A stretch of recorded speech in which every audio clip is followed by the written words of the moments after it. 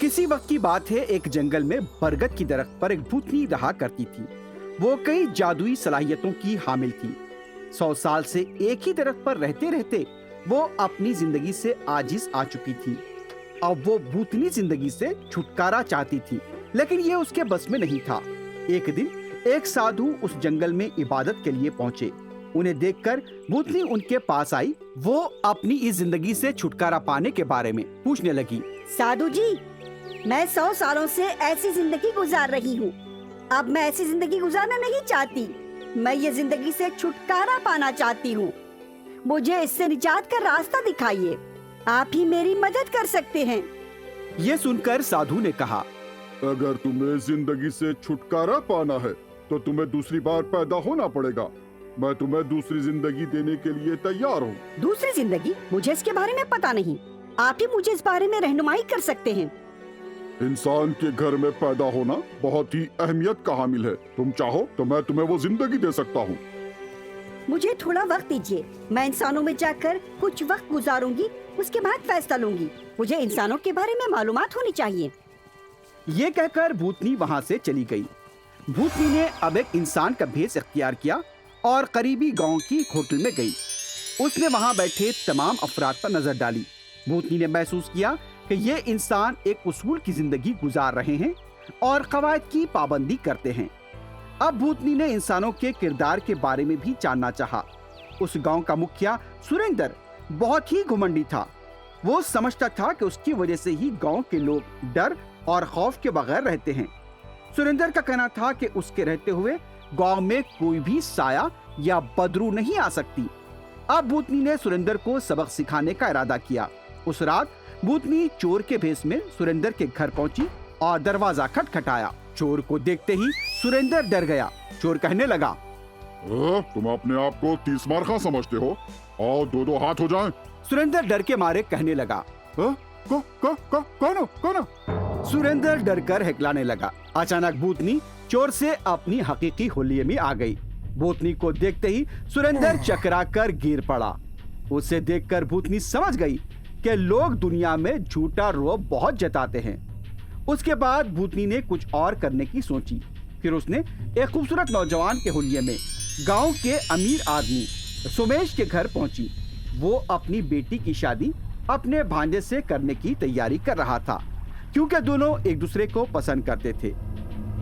जनाब, मैं गौतमपुर के जमींदार का फर्जंद हूँ। मैं शादी करना चाहता हूँ। मुझे अच्छी लड़की ढूंढने में मदद कीजिए। मेहरबानी होगी आपकी।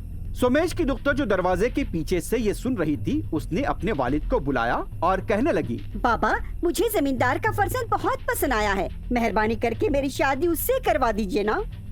बेटी, तुम तो अपने फूफीजाद भाई को पसंद करती थी। अब अचानक क्यों जमींदार के बेटे से शादी करना चाहती हो? बाबा, जमींदार का फर्जंद उससे ज्यादा खूबसूरत है और वो भी जमींदार का बेटा है और मैं उससे ही शादी करूंगी। सोमेश अपनी दुख्तर की जिद पर राजी हुआ और नौजवान के भेष में आई भूतनी से कहा, नौजवान, मैं अपनी दुख्तर की शादी तुमसे करने के लिए तैयार हूँ। तुम्हें कोई एतराज तो नहीं? ये सुनते ही अचानक भूतनी अपने हकीकी हुलिये में आ गई। क्या तुम्हारी दुख्तर अब भी मुझसे शादी करेगी? इस तजुर्बे से भूतनी को प्यार और वफादारी का पता चल गया। अब भूतनी ने एक किसान का हुलिया बनाया और जमींदार के घर पहुंच गई। जमींदार के पास 10 एकड़ अराजी थी, जिसे वो 1 लाख फी एकड़ फरोख्त करना चाहता था। किसान के हुलिये में भूतनी ने जमींदार से कहा, जनाब, आपने अपनी अराजी की कीमत फी एकड़ 1 लाख रुपए बताई है। मैं आपको 2 लाख रुपए फी एकड़ देने को तैयार हूँ। जमींदार फौरी अपनी अराजी को फरोख्त करने के लिए तैयार हो गया। वहाँ पर खड़ा एक और किसान, जिससे जमींदार 1 लाख रुपए फी एकड़ अराजी फरोख्त करने वाला था, वो जमींदार से कहने लगा, आपने मुझे 1 लाख रुपए फी एकड़ जमीन फरोख्त करने का वादा किया था।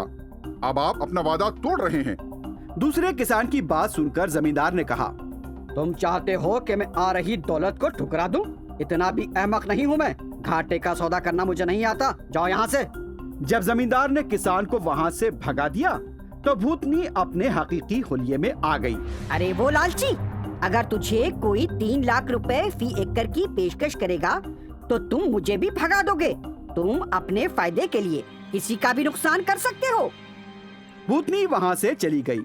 अब भूतनी जंगल पहुँची और साधु के सामने पेश हुई। आपने कहा था कि इंसान बहुत अच्छा और मयारी है, लेकिन वो तो मौका परस्त और गिरगिट की तरह रंग बदलने वाला है। लोग दयानतदार और सच्चे नहीं हैं। वो एक दूसरे के सामने दिखावे की जिंदगी गुजारते हैं। फिर तुम क्या बनना चाहती हो? साधु जी, मैं इंसान ही बनना चाहती हूँ। भूतनी की बात सुनकर साधु ने कहा, लेकिन अभी अभी तुमने कहा कि इंसान झूठे हैं और वो दिखावा करते हैं। साधु जी, मैंने इंसानों को देखकर अच्छी तरह समझ लिया है कि वे तवील जिंदगी गुजारना चाहते हैं। वो मौत की ख्वाहिश नहीं रखते। अगर वो मर गए तो उनका अकीदा और एतमाद खत्म हो जाएगा। ऐसे इंसानों के साथ रहने की मेरी ख्वाहिश बढ़ गई है, इसलिए मैं इंसान बनकर फिर से पैदा होना चाहती हूँ और आप ही मेरी इस बारे में रहनुमाई कर सकते हैं और आप मुझे इंसान के घर पैदा भी कर सकते हैं। ये सुनकर साधु खुश हुए और एक बर्तन से पानी के कतरे लेकर भूतनी पर उसका छिड़काव किया। उसके बाद भूतनी एक गांव के जमींदार के घर पैदा हुई।